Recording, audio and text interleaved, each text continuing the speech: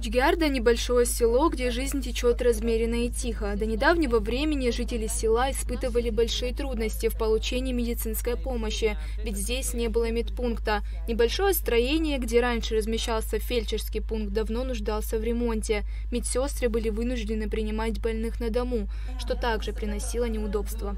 Это 90 детей.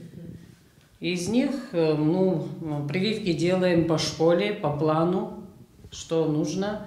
А вот вне школы вот дети трехгодовалые, двухгодовалые, они приходят с детьми сюда к нам. И родители очень рады, что такой пункт у нас уже и удобно. Нам не приходится к ним домой приходить, они приходят сюда, и все рады, что у нас в деревне вот такой вот помощь. На сегодняшний день здание медпункта села Джгиарда полностью восстановлено. Благодаря инициативе местных жителей и поддержке государства старое здание было отремонтировано и оборудовано современным медицинским инвентарем, где можно принимать пациентов и работать в комфортных условиях. Больница после войны находилась в аварийном состоянии, пришлось снести здание и построить новое.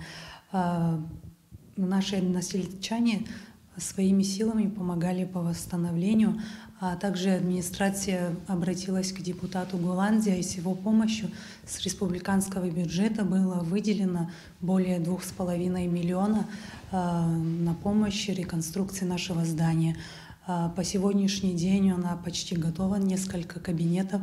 Тут будет зубной врач, наши медсестры будут каждый день работать. Теперь жителям села не придется ехать за помощью в город. Особенно это важно для пожилых людей и маленьких детей. С 9 до 6 часов вечера и включительно по выходным дням медсестры села будут оказывать помощь всем нуждающимся.